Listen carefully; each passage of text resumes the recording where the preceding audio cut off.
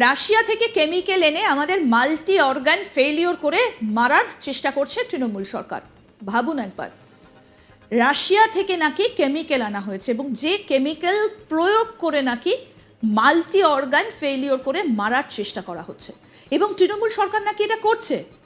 2026 সালে বিধানসভা নির্বাচনে তৃণমূল ক্ষমতায় থাকতে চায়, তাই নাকি এই চক্রান্ত করছে। ভাবুন একবার।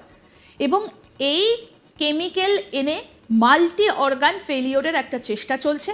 তার কারণ 2026-এ রয়েছে বিধানসভা ভোট, এবং সেই বিধানসভা ভোটে ক্ষমতায় থাকতে চায় তৃণমূল কংগ্রেস, তাই এই চক্রান্ত করা হচ্ছে। ভাবুন একবার। এবং এই মন্তব্যটা, এই ধরনের যে অভিযোগ উঠে আসছে, এটা কিন্তু অত্যন্ত চাঞ্চল্যকর একটা অভিযোগ। এবং এই বিস্ফোরক মন্তব্য কে করেছে জানেন? এই কথা আমরা বলছি না, এই কথা বলেছেন বিজেপি নেতা অর্জুন সিং।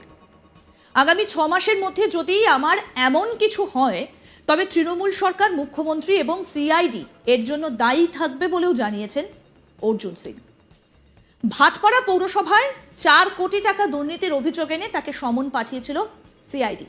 বৃহস্পতিবার সিআইডি দপ্তরে যাবার আগে এই ঘটনার পেছনে চক্রান্তের অভিযোগ এনে অর্জুন সিং বলছেন, একটা মিথ্যে মামলা করে 2020 সাল থেকে আমাকে হেনস্থা করার চেষ্টা করছে।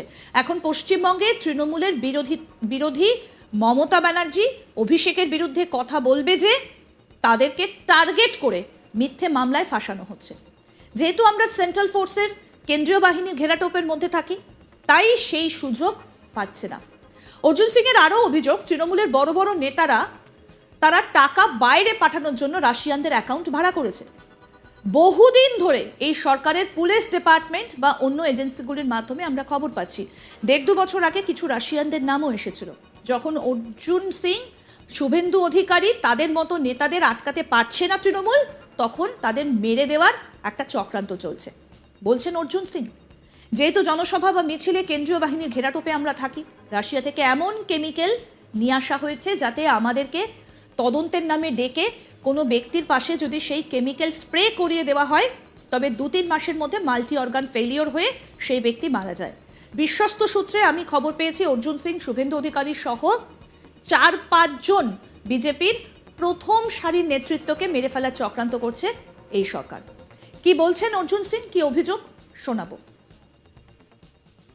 একটা মিথ্যা মামলা করে 2020 সাল থেকে আমাকে হ্যারাসমেন্ট করার চেষ্টা করছে। এখন পশ্চিমবাংলার অবস্থা কি হয়ে গেছে? পশ্চিমবাংলা যারা তৃণমূলের বিরোধিতা করবে, মমতা ব্যানার্জির বিরুদ্ধে কথা বলবে, অভিষেক ব্যানার্জি কয়লা ভাইপোর বিরুদ্ধে কথা বলবে, তাদেরকে টার্গেট করে মিথ্যা মামলা ফাঁসানো হয়।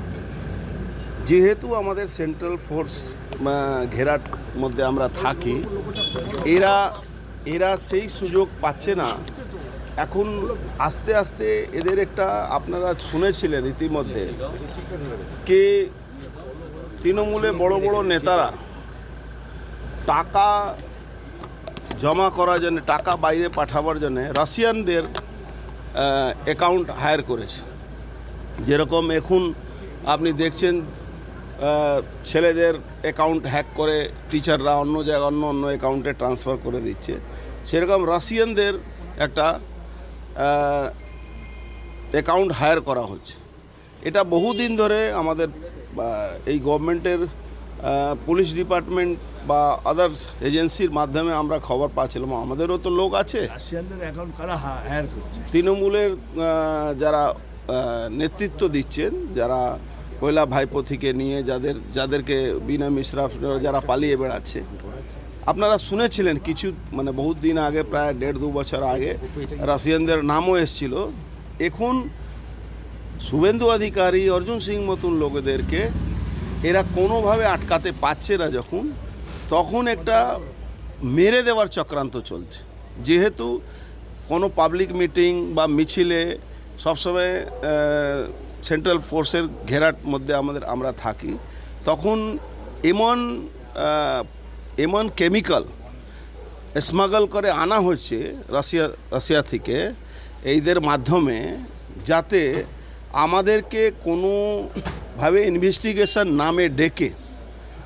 আর আপনারা জানেন এরকম এরকম কেমিক্যাল আছে কি আপনার পাশে যদি স্প্রে করে দেওয়া যায় সেই লোকটা মারা যায় সঙ্গে সঙ্গে না, 2 মাস 3 মাস মধ্যে মাল্টি অর্গান ফেলিওর হয়।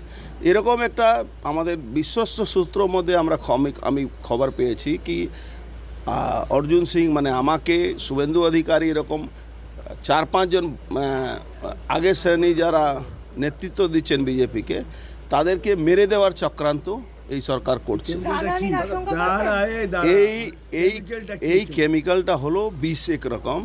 আজকে আপনার শরীরে শুধু টাচ হয়ে যাবে, ধরুন আপনাকে কোথাও চেয়ারে বসালো, ওই বা টেবুলে আপনার হাত পড়লো, যদি ওখানে লাগানো থাকে ওই কেমিক্যালটা, যদি আপনার শরীরে টাচ হয়ে যাবে, তাহলে ওই 6 মাস 3 মাস পরে আপনার মাল্টি অর্গান ফেলিওর হবে, আপনি মারা যাবেন।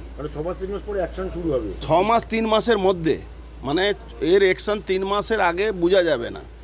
এই ধরনের একটা বড় চক্রান্ত আমার, শুভেন্দু অধিকারী, আরও 4-5 জনের নাম আছে, তাদেরকে করার এদের একটা প্ল্যান চলছে, যাতে